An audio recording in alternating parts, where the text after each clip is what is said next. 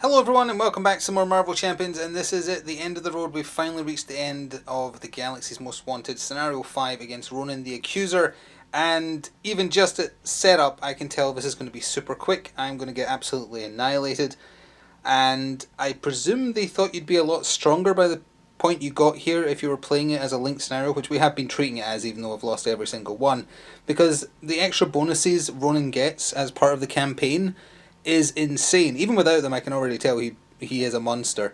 But with the bonuses he gets for playing it as part of a linked scenario in the campaign, there's just no way. There's absolutely no way in heck we are going to win. There's literally no chance.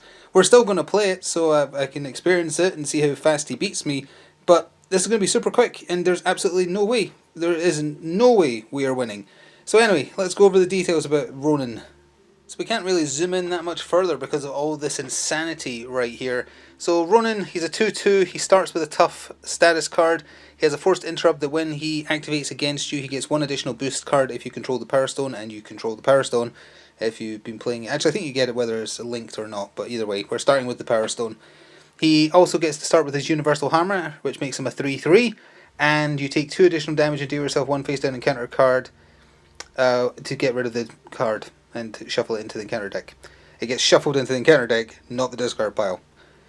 He gets his Kree command ship just as normal, which is 1 extra encounter card. You can tap the Milano and spend 1 resource to ignore a treachery card's when revealed effects to try and counteract it somewhat. You, as part of a linked campaign, get dealt 1 specific encounter card face down that will be coming out at the encounter step for the first turn. I do know what it is because it tells you to look it out, but it tells you to have it face down to start with because it's not immediately being activated. You also start with Pincer Maneuver, which puts 2 acceleration tokens on the main scheme, and you start with Kree Supremacy, which starts with another encounter card. So that means at the end of turn 1, Ronan's drawing an encounter card, 1 is already out, and he's getting 2 more. So that's 4 encounter cards at the end of turn 1, plus 2 acceleration tokens for threat on the main scheme. Speaking of which, that's Interception Imminent. I've just explained all this stuff that it's telling you to set up, that you get the Milano, etc. And then it becomes, it only starts with 2 on it, but it caps out at 7. You can exhaust the Milano to remove 3 threat from this scheme. But it starts with 2, and I mean, you can see for yourself how much threat these started with. This starts with 3 plus 2, and this one starts with 6 plus 3. So I'm sure Groot will definitely get around to removing the threat from there. So Ronan's going to hit us like a truck. He's got a tough status card to start with. There is a second phase after this, and he's got 14 health in Form 1, and then he becomes a 2-3 I think after that. As I say, absolutely no chance we're winning, but I'm curious how fast he's going to absolutely destroy us. And here is Groot's setup. Nothing new added to the deck, so we have got 3 extra cards in there beyond the pre-constructed Groot deck that comes in the box. We have the Power Stone, which is +1 thwart, +1 attack, but if we get hit for 3 or more damage, Ronan gets control of it. And we have control of the Milano, which we can use to remove threat off the main scheme or to generate a wild resource for us. So that covers it. I'm going to go shuffle the deck, and we'll draw our hand and mulligan and all that stuff, and then die like heroes after this quick word from my channel sponsor. This video is sponsored by Noble Knight Games. Check out the video description below for an affiliate link that will take you through to their store, and it will help me out as well. Thanks. So, let's see what our starting hand is going to look like. We're drawing, oh, I'm on the wrong side, apologies. We're drawing 6 to start with. 1, 2, 3, 4, 5, 6. I am Groot, Dauntless, hard to ignore, Entangling Vines and Contingency Plan. We're going to get rid of those 4, and try again. So let's see what we get. I am Groot. I am Groot. Fruition, okay, that's actually a good one. And then finally, we are Groot. And we ended up with a lot of Groot cards. So that is going to be my opening hand as we begin the game and face our destiny. So where on earth do you start with all this? Well, you put your 2 growth counters on, but it's actually going to be 4 in total because of fruition. So we have 4, and then we're flipping up to hero form to try and do something useful, I guess. Next step, I am going to tap the Milano to generate a wildcard resource, spend 1 growth counter, and do We Are Groot to give myself a tough status card, which I will need to look out. Forgot the only one I had looked out is currently on Ronan. That's fine, there we go. Tough status card. Next, I want to... let's see. I could hit him for 3. I have to get rid of a tough first though, of course. And then there's all that threat built up on everything. Well, on second thoughts, we'll get rid of the 3-cost I Am Groot to equip Entangling Vines, which is our boost to our thwart. So actually, all in all, that would be, if we use this, that's 3, we would be 4 thwart. That's not bad. It would have been really useful on previous encounters in this scenario. Then I will use Contingency Plan, which is one of the ones we've bought for the campaign. Discard the top 4 cards of your deck. For each different resource type, deal 1 damage, then draw a card.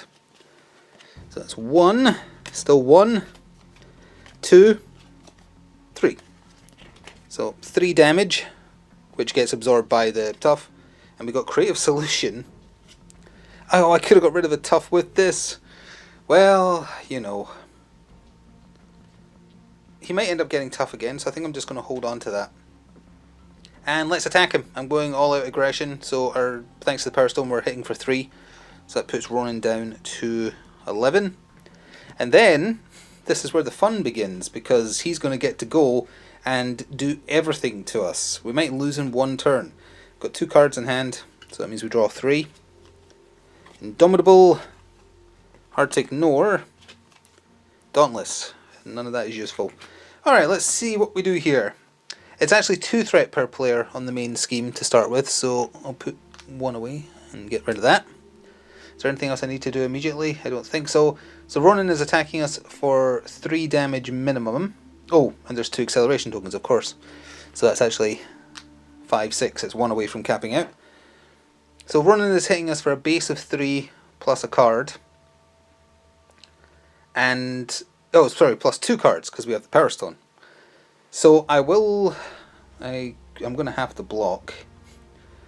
Yeah, I'm going to have to block. So I'm blocking... oh no, I have a tough status card. Never mind, I forgot. That's fine, we can take it.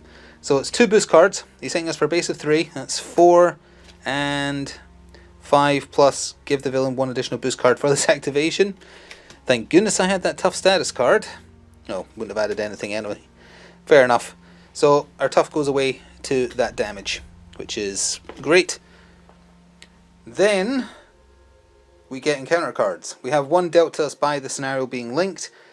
He gets 1 against us. This gives us 1 against us. This gives us 1 against us. That is 4 encounter cards. After this turn it will just be 3. Just 3. So let's see what we get. So this is the one that is set. You have to get this as part of the setup. You stand accused. We're in hero form. Ronan attacks you with +1 attack.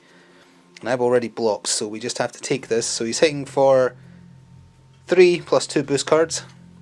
4, 5. 5 plus attach the Power Stone to Ronan. So he hit us for 5 and stole the Power Stone. So that's half our health gone. Like that. And we're tapped when we begin the turn. I want to hold on to those growth counters, so I'm not going to negate any of the damage yet. Plus one of these might be an attack. Shadows of the Past. Great, we'll do that in a second. There's the Badoon Headhunter. That's fantastic. Again, part of the campaign shuffles him back in. If you were just doing a one-shot, he wouldn't be in there. And Kree Physiology. Surge. When revealed, give Ronan the Accuser a tough status card. And it has Surge, so we do another one. So we actually did 5 encounter cards this turn. Cut the Power. Choose to either exhaust a Milano or place 2 threat on the main scheme. No, that's with it was a boost. So that has 3 on it. And is... we can't remove threat from anything else until that one's gone. Or the main scheme, but I'm not focusing on that anyway. I think that covered everything. No, it didn't. Shadows of the Past. So Groot's Shadow of the Past is Blazing Inferno. After the villain phase begins, deal 2 indirect damage to each player. It's got 3 threat on it. I have no space for this. I'll just put it right there, I guess. And Fernax is his enemy. And then a bunch of Fan the Flames which deal indirect damage. So this would be engaged with him as well. This is insane. So there we go, that's another 6 health enemy, and I'll go shuffle these in. Alright, let's do something. We'll do Creative Solution. We can draw one card and remove a status effect, and because we're removing Ronan's Tough, we're actually dealing 3 damage to him. The card we drew is Desperate Defense. I'll say Desperate sounds about right. 3 damage leaves him on 8.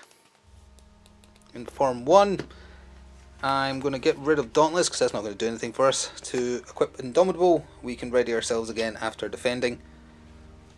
And then I guess like 6 health, 7 health. We don't have the Power Stone. I'll just spend these 2 on I Am Groot to deal damage to an enemy equal to the number of growth counters I have. So that is 3 damage, putting Ronan down to 5. And I'm tapped because I blocked.